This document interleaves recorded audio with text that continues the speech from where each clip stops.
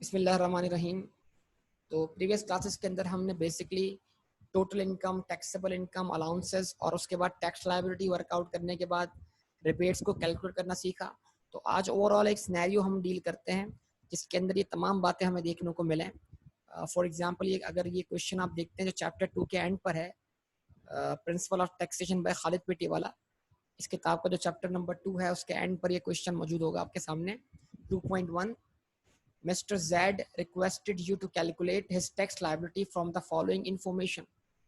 Taxable salary 16 million as a full-time teacher from an approved non-profit educational institution. तो उसकी income from salary मिल गई। उसके बाद taxable other sources, income from other source कितनी है बेटा? 2 million. Taxable business income from a foreign country rupees 1.5 million, where Mr. Z paid income tax of rupees 200,000. There is no tax treaty with that foreign country. तो वो foreign country में भी tax पे करके आए हैं और रेजिडेंट होने की बिना पर उनको अपनी इस फॉरेन सोर्स इनकम पर पाकिस्तान में टैक्स पे करना पड़ रहा है और कोई टैक्स ट्रीटी नहीं है। तो मतलब इसका मतलब क्या हो, मिस्टर जेड फेस कर रहे हैं डबल टैक्सेशन। तो जो बंदा डबल टैक्स फेस करेगा उसको क्या मिलेगा? यूनिलैटरल रिलीफ, यानी कि फॉरेन टैक्स क्रेडिट। याद होगा आप लोगों को।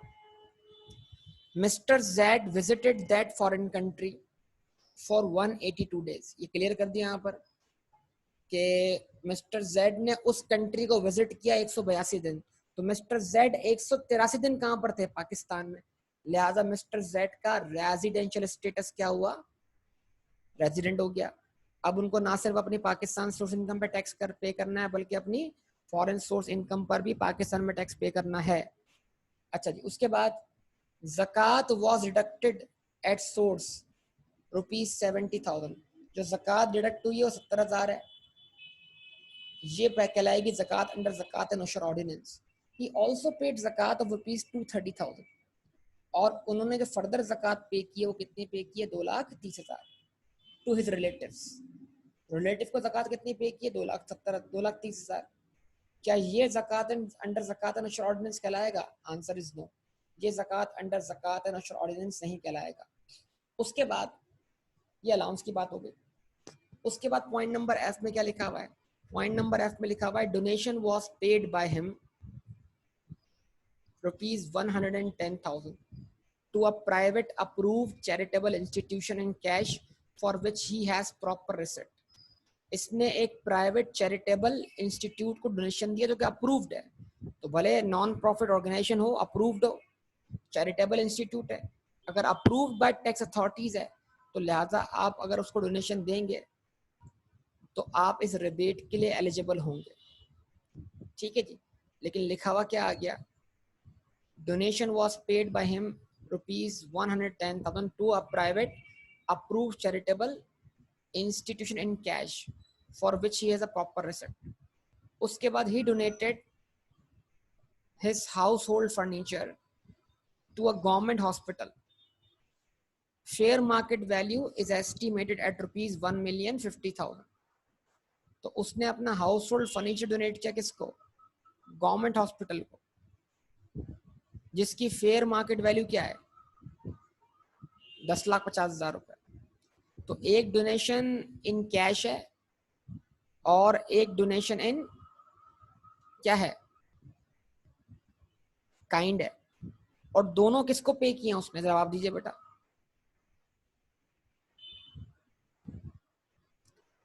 एक उसने दिया है प्राइवेट चैरिटेबल इंस्टीट्यूट्स को, लेकिन पे किया है कैश फॉर्म में। ठीक है। और दूसरा उसने किसको पे किया है?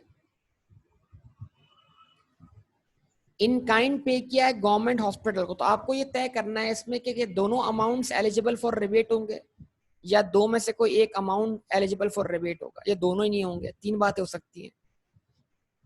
या तो दोनों डोनेशंस क्या हो?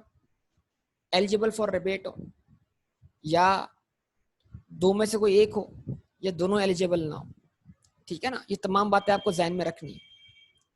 उसके बाद आगे क्या लिखा हुआ है बेटा?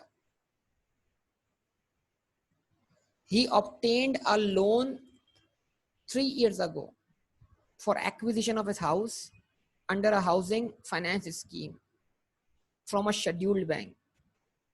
ठीक है जी, उसने लोन लिया था 3 साल पहले, किससे लिया था, किस मकसद के लिया था, एक्विजिशन ऑफ हाउस, घर खरीदने के लिए, under a housing finance scheme, और हाउसिंग फाइनेंस स्कीम के तहत परचेज किया था, लोन लिया था, और किससे लिया था, शेड्यूल बैंक से। He paid markup on the loan ₹190,000 during the year, और उसने मार्कअप पे किया है 1,90,000 ड्यूरिंग द ईयर। ठीक है जी, तो ये क्या है, अलाउंस ऑन मार्कअप पेड, ये अलाउंस है, ये भी आपकी क्या करेगा, इनकम को रिड्यूस करेगा, टोटल इनकम को, to arrive at taxable income. उसके बाद he purchase following shares during the year, shares of ₹650,000 of a private company as an original allotee। तो अगर आपने शेयर्स खरीदे हैं प्राइवेट कंपनी के बतौर ओरिजिनल अलॉटी, तो आप रिबेट के लिए एलिजिबल नहीं होंगे, क्योंकि आपको शेयर्स खरीदे थे किसके, लिस्टेड कंपनी के, as an original allottee through IPO, public offer. उसके बाद नंबर 2 क्या बोलता है, इस साल उसने शेयर्स खरीदे हैं 2,60,000 के of a listed company as an original allottee. और नंबर 3, उसने शेयर्स खरीदे हैं 250,000 के of a listed company from his relatives. 2.5 lakh के उसने शेयर्स खरीदे हैं अपने रिलेटिव से। ठीक है, इसका मतलब क्या है, 1 और 3 पॉइंट जो हैं वो रिबेट के लिए एलिजिबल नहीं होंगे। सिर्फ पॉइंट नंबर 2 में जो शेयर्स परचेज हुए हैं वो लिस्टेड कंपनी के हैं, ऑब्वियसली हम अज्यूम करते हैं यहाँ पर कि पब्लिक ऑफर के थ्रू परचेज किए गए हैं, और ये बंदा उसका क्या है, ओरिजिनल अलॉटी है, तो लिहाजा point number 2 is eligible for rebate. तो इसका मतलब क्या है, इस क्वेश्चन में कितने रिबेट्स हुए, कुल कितने रिबेट्स आपको दिखाई दे रहे हैं इस क्वेश्चन में, इस क्वेश्चन में टोटल आपको कितने रिबेट्स दिखाई दे रहे हैं, जवाब दीजिए। 4। Number 1, full time teacher allowance. Number 2, foreign tax credit. Number 3, donation. And number 4, rebate on investment in shares. ठीक है, और इस क्वेश्चन में आपको कितने अलाउंसेस दिख रहे हैं, 2, एक ज़कात है, एक ज़कात है, और दूसरा markup paid on housing finance scheme, profit on debt, और markup paid on housing finance scheme, loan obtained for housing finance scheme. ठीक है जी, तो इन तमाम बातों को ध्यान में रखिएगा बेटा। तो कोई भी डोनेशन ऐसा नहीं जो under clause 61 part 1 second schedule में फॉल करता हो। क्या ख्याल है आप, जवाब दें।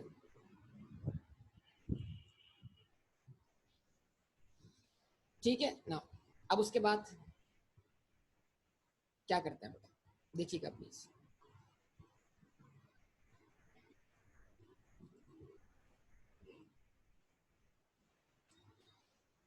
स्टार्ट करने जा रहा हूँ क्वेश्चन को बेटा।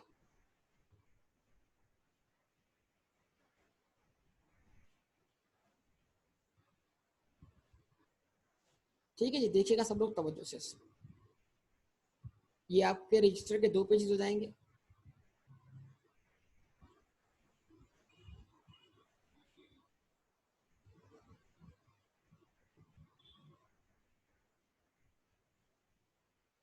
ठीक है, अच्छा, अब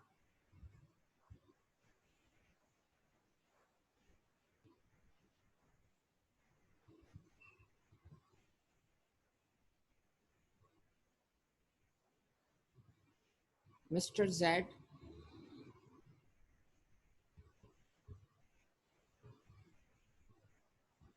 ठीक है, स्टेटस इनका क्या है, रेजिडेंट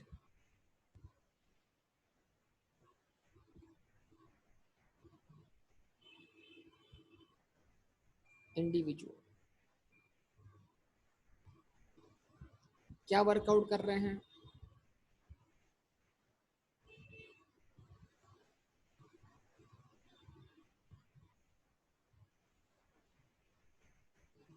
टैक्सेबल इनकम। और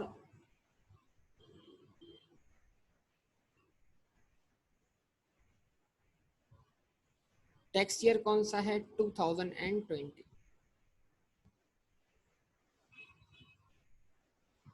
रुपीज,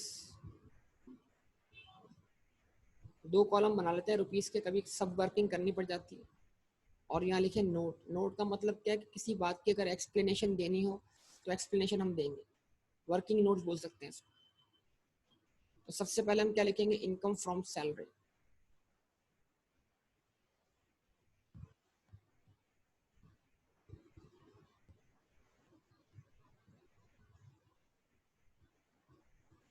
हाँ जी, इनकम फ्रॉम सैलरी कितनी है बेटा? 16 मिलियन।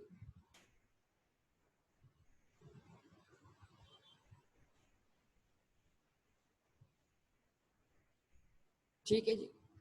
उसके बाद ऐड क्या कर दिया इसमें? Income from other sources.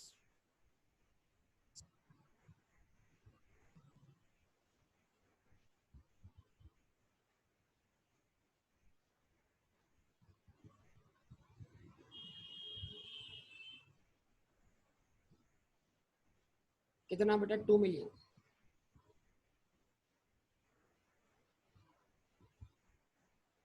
फिर ऐड कर दिया फॉरेन सोर्स बिजनेस इनकम।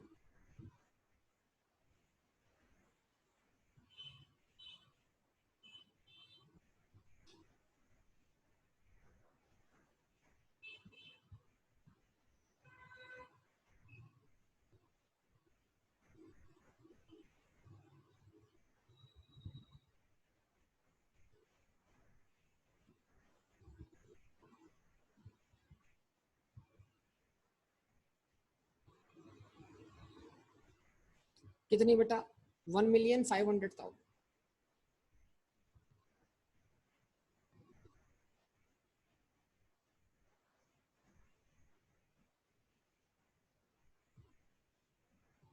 इन सब का सम कर दीजिए बेटा। 19,500,000।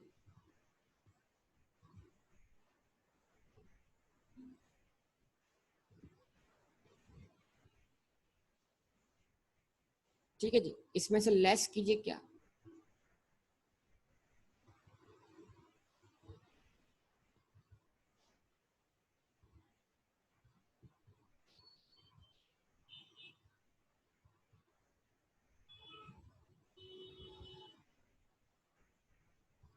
ज़कात कितनी लेस किया आपने? 70,000।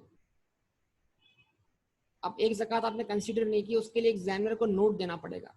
ये जो मैं कर रहा हूँ ये एक प्रॉपर सॉल्यूशन है, बुक के अंदर सॉल्यूशन कंप्लीट नहीं है, बुक में सिर्फ इसका आंसर है, एक तरह समझ लें आप। ठीक है जी। ज़कात आपने लेस करवा दी।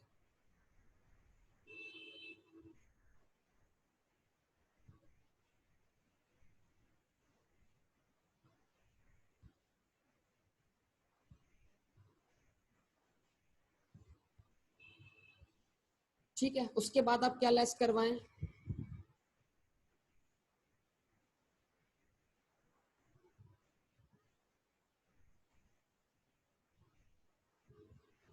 Allowance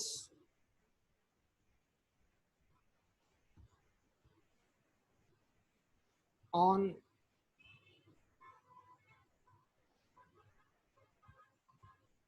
markup paid.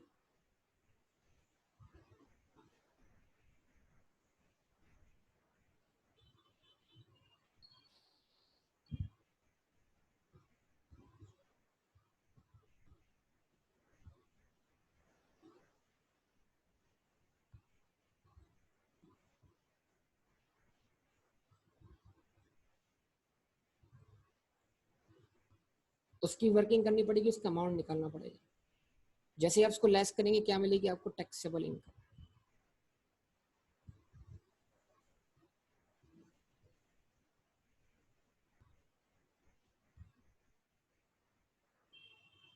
चलिए उसकी वर्किंग करते हैं अगले पेज पर। यह लगाई हमने हेडिंग,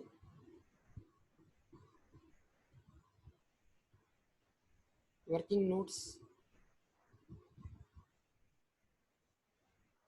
और वर्किंग नंबर नोट लगाया हमने, और क्या लिख दिया बेटा?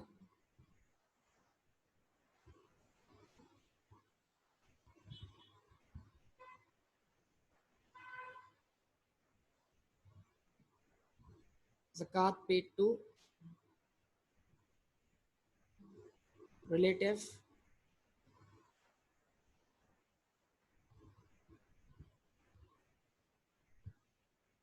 does not fall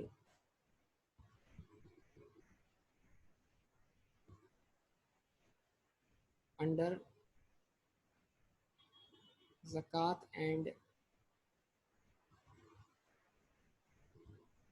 usher ordinance.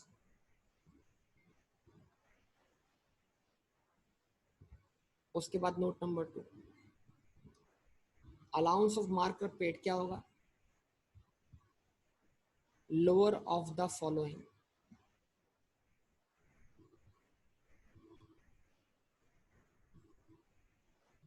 जो तीनों में से लोअर होगा बताइए। नंबर 1,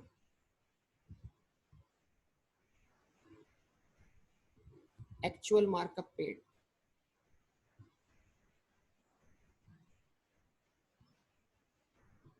एक्चुअल मार्कअप कितना पे किया है?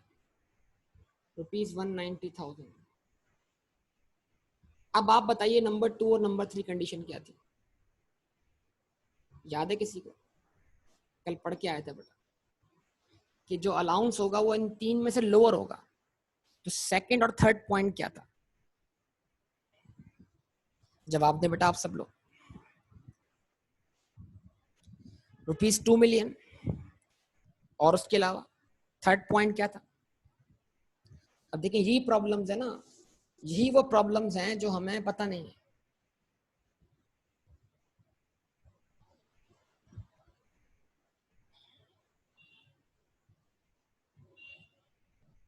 यही मसले हैं बेटा वो सारे के सारे। अच्छा जी, चलें।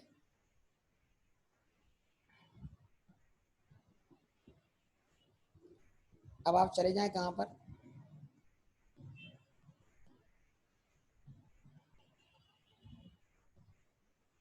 ये आ गया, एक्चुअल प्रॉफिट या markup paid ₹2 million, 50% of taxable income. ठीक है जी, टैक्सेबल इनकम का 50%।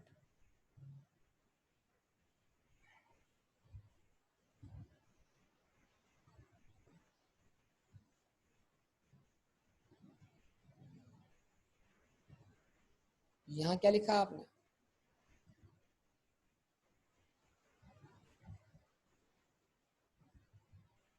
₹2 मिलियन और फिर निकाला 50% ऑफ टैक्सेबल इनकम।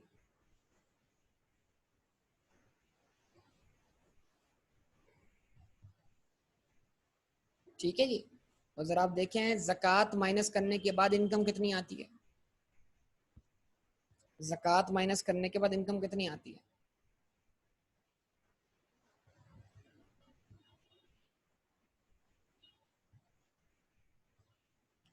19,500,000 में से ज़कात माइनस किया, 19,430,000। आप चाहें तो इसका 50% ले सकते हैं, लेकिन इसमें भी थोड़ा डिबेट आ सकती है कि भाई इसका 50%। खैर फिल वक्त आप इसका 50% ले लें, फिर मैं आगे इसको मज़ीद तफसील से एक्सप्लेन करता हूँ कि भाई इसमें क्या क्या ऑप्शन हो सकते हैं, क्या क्या इसकी फर्दर इंटरप्रिटेशन है। तो आप 19,430,000 का निकाल लें कितना 50%, 9,715,000। ठीक है, 9,715,000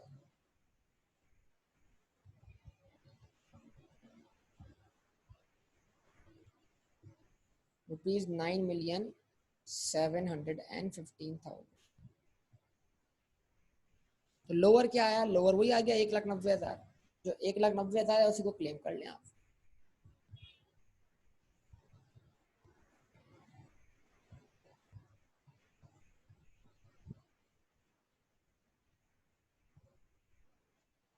ठीक है जी।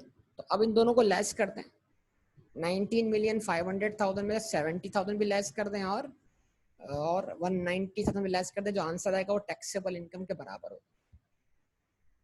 जवाब दें, बताइए टैक्सेबल इनकम कितनी आती है? 19,240,000।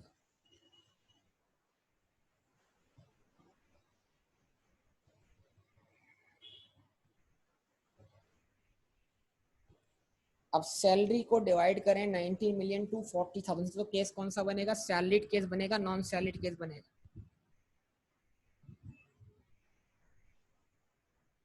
ऑब्वियसली सैलरीड केस बनेगा। तो अब आप जरा टैक्स लायबिलिटी वर्कआउट कीजिए इस salaried case.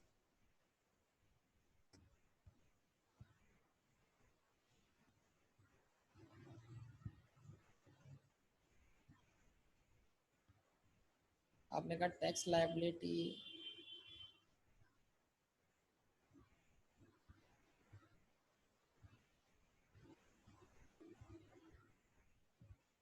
Salaried case.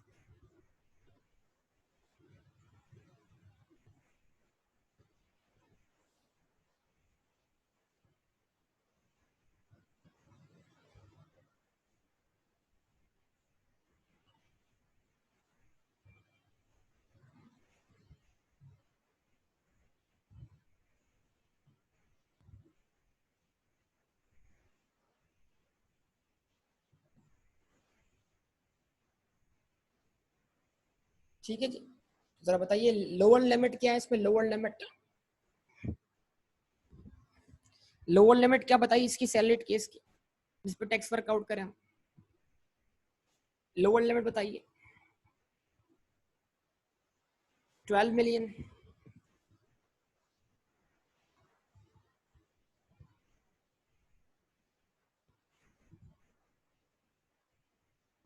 Tax on rupees 12 million.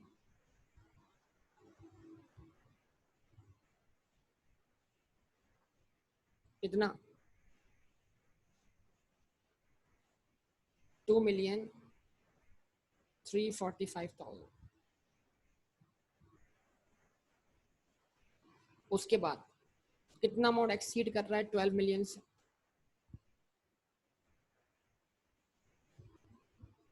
7,240,000 eight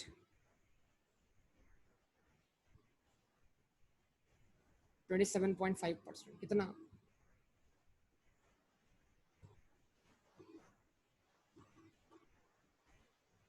1,991,000।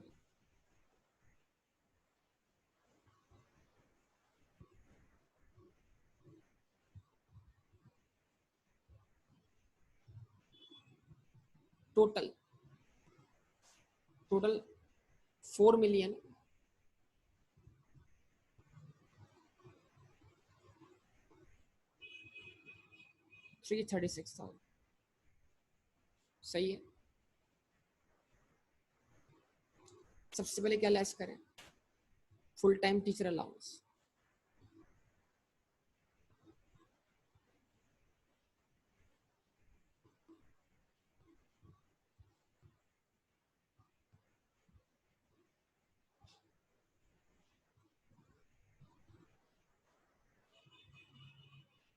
और नोट नंबर दे दें यहाँ पर आप।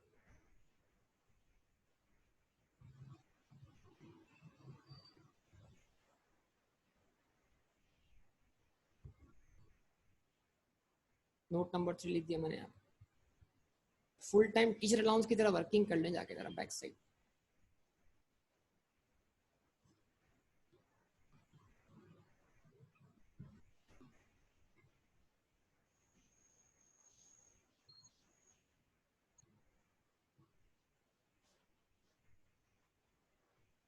टैक्स ऑन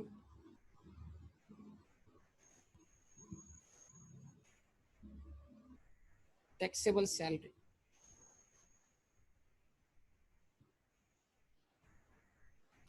तो अगर सैलरी को टैक्स करे तो लिमिट वही बनेगी ना, 12 मिलियन वाली।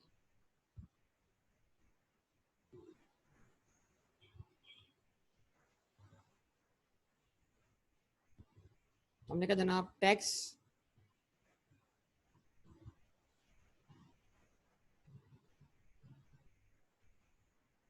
ऑन रुपीज 12 मिलियन कितना बनेगा? 2,345,000। उसके बाद टैक्स ऑन ₹4 million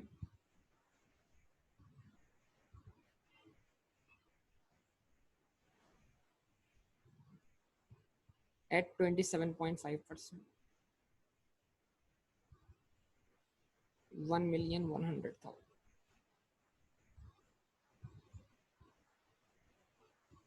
Total 3,445,000. इसका कितना परसेंट?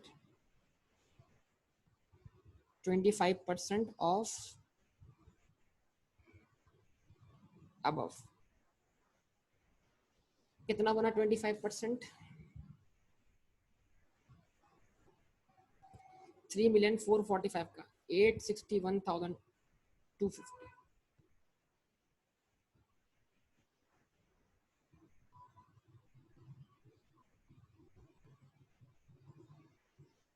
ठीक है जी, 861,250.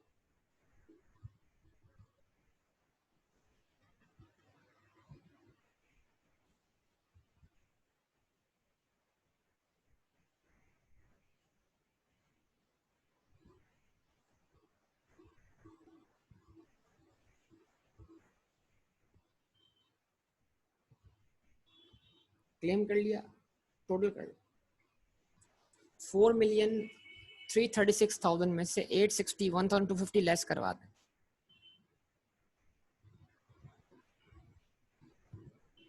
जल्दी बेटा, जल्दी कर लें बेटा.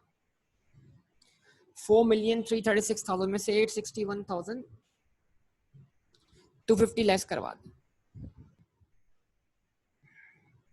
3,474,750. 3,474,750. अब उसके बाद लेस करें क्या?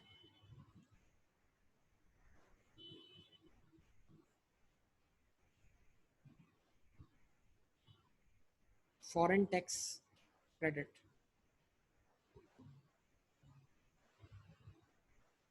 वर्किंग नोट 4 बना दो. ठीक है जी.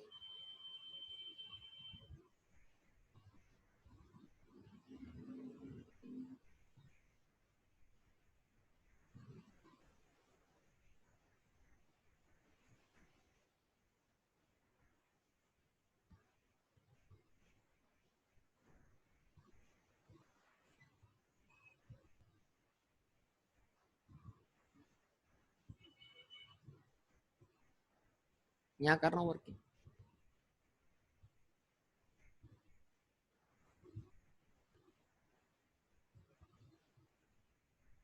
Foreign tax credit.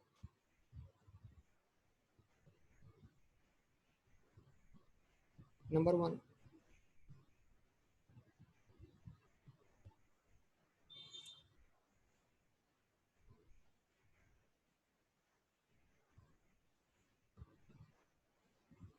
foreign tax paid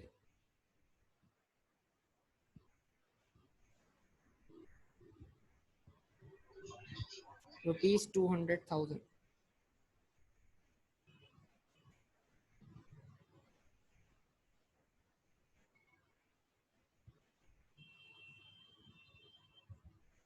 Number 2,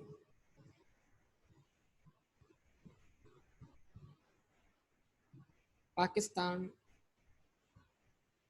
tax payable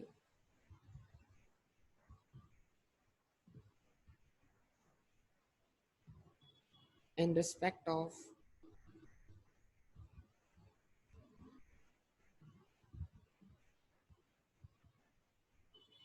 foreign source income at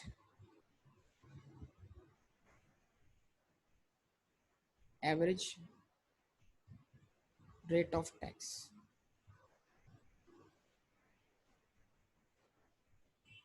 A upon B multiplied by C. What is A? Tax liability before foreign tax credit.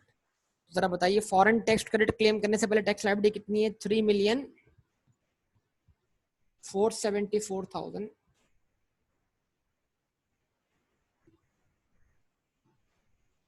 750 divide by taxable income, और taxable income कितनी है 19,240,000 multiply by सी। सी यहाँ पर क्या है, foreign source income.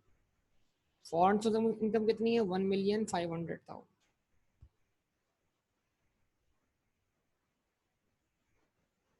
क्या answer बना बेटा 270,900।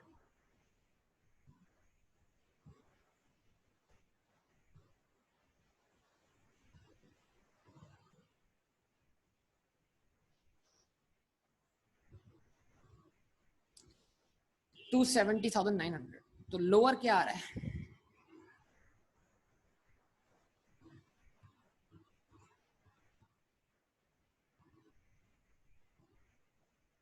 200,000, तो उसको क्लेम कर लें आप।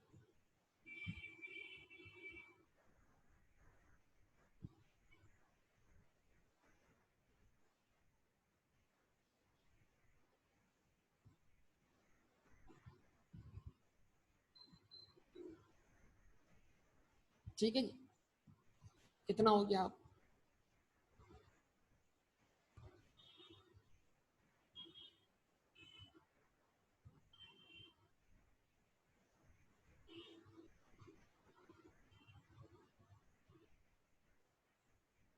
कितना हो गया 3,274,750। ठीक है, अब उसके बाद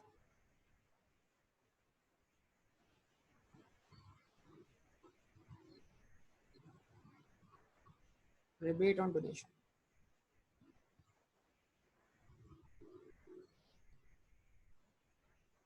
ठीक है जी, rebate on donation.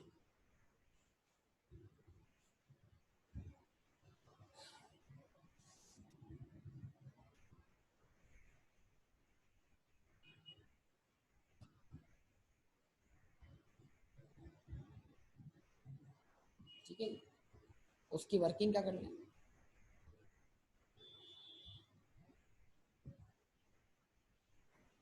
Working number 5, rebate on donation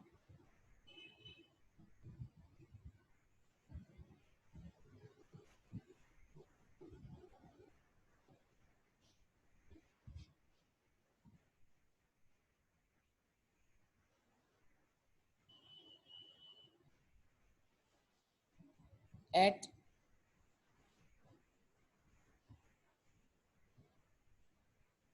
average rate of tax on the lower of। ठीक है जी, at average rate of tax on the lower of, at average rate of tax on the lower of। Number 1, actual amount of donation।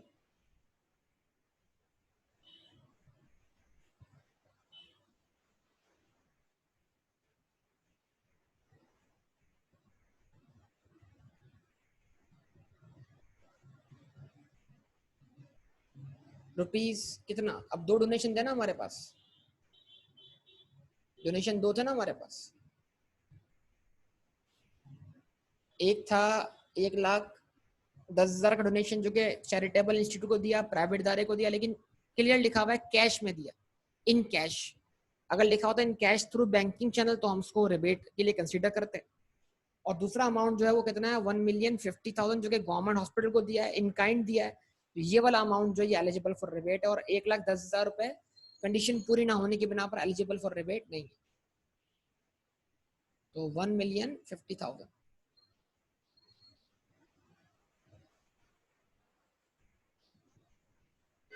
And number 2, 30% of taxable income.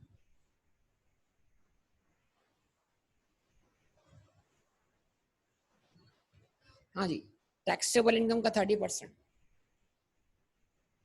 आपकी taxable income है 19,240,000, कितनी है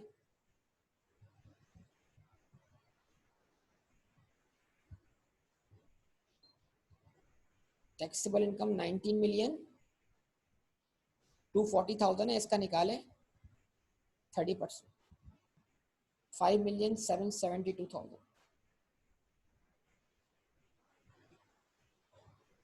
rupees, 5,772,000। ठीक है जी। अच्छा, अब which ever is lower, obviously one is lower, तो multiply किससे होगा, ए अपॉन बी मल्टीप्लाई बाय सी। यहाँ पर अब ए क्या है, यहाँ पर tax liability before rebate on donation है। डोनेशन का रिबेट क्लेम करने से पहले लायबिलिटी कितनी है देखिए जरा,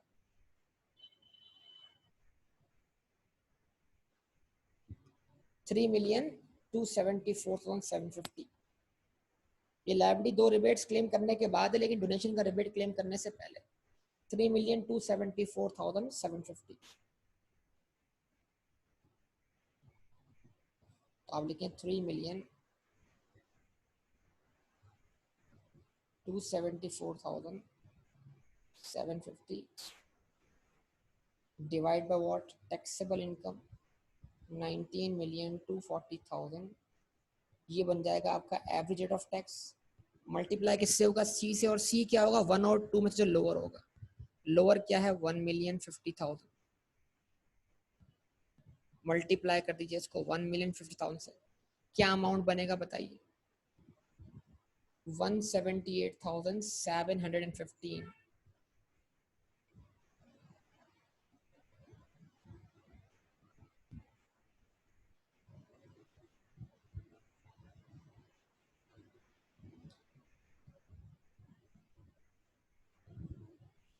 जी, अब इसको माइनस करने के बाद आप टोटल नहीं करेंगे, क्योंकि जो अगला रिबेट है इन्वेस्टमेंट इन शेयर्स वाला, उसके लिए ए अपॉन बी वही यूज होगा जो डोनेशन के लिए यूज हुआ है। ठीक है, तो अब अगला रिबेट क्या है, रिबेट ऑन इन्वेस्टमेंट।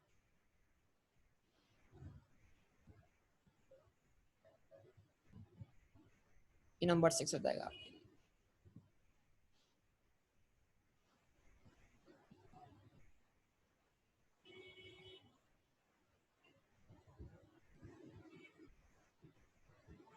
तो नंबर 6 रिबेट हम वर्कआउट करने जा रहे हैं।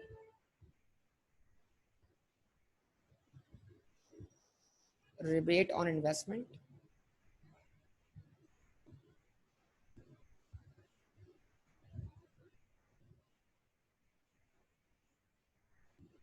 ठीक है, at average rate of tax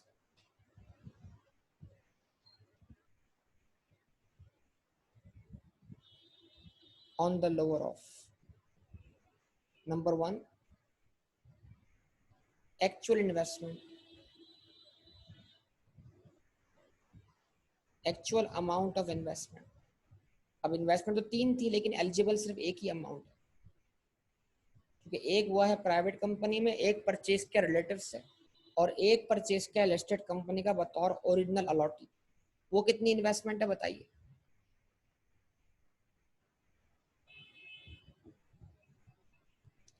₹2,60,000, ये वाला अमाउंट है,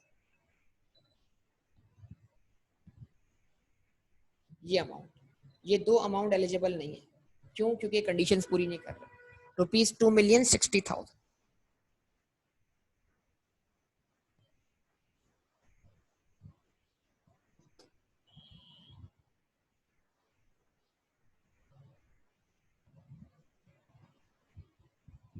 अच्छा जी, अब लिमिट कितनी है, मॉनेटरी लिमिट बताइए, लिमिट कितनी। इसके लिए आपको जाना पड़ेगा, जरा देखिए बेटा सब लोग,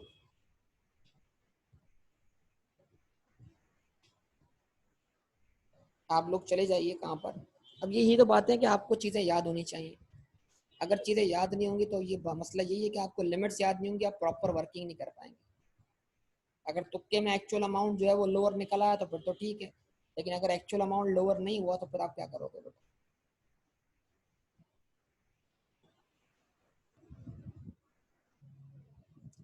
चलिए ये आ गया, एक्चुअल अमाउंट ₹2 मिलियन और 20% of taxable income.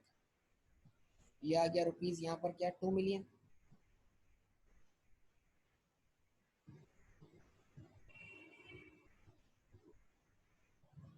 And number 3, 20% of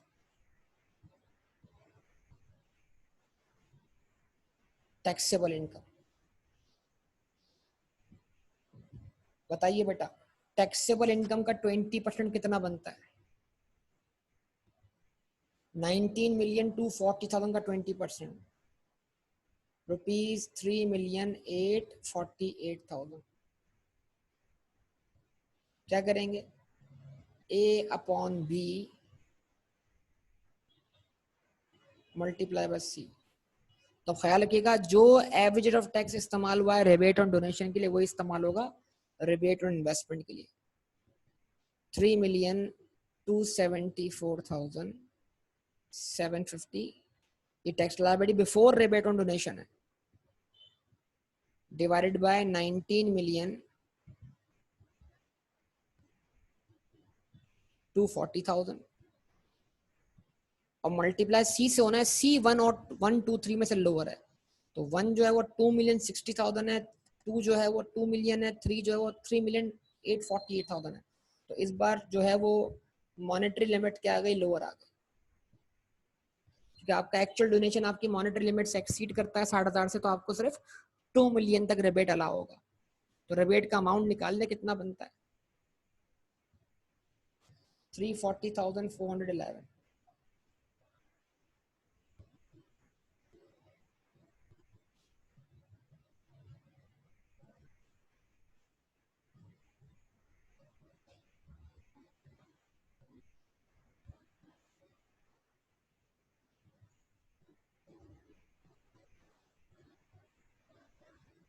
ठीक है जी, आंसर एंड आंसर निकालो। टैक्स पेएबल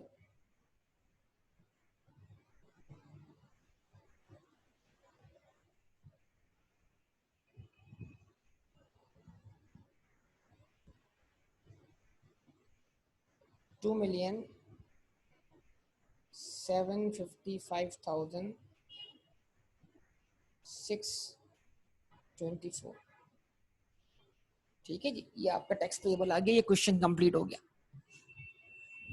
हाँ जी, अब बताइए कोई सवाल हो यहाँ तक तो पूछिए बेटा। ये क्वेश्चन मैंने पूरी क्या कहते हैं प्रेजेंटेशन के साथ पेपर वाले तरीके से आपके लिए सॉल्व कर दिया बेटा।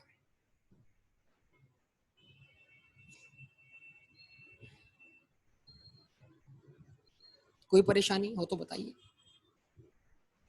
कोई सवाल हो तो पूछ लीजिए यहाँ तक। यस बेटा, सबसे बात कर रहा हूँ मैं, आप सबसे।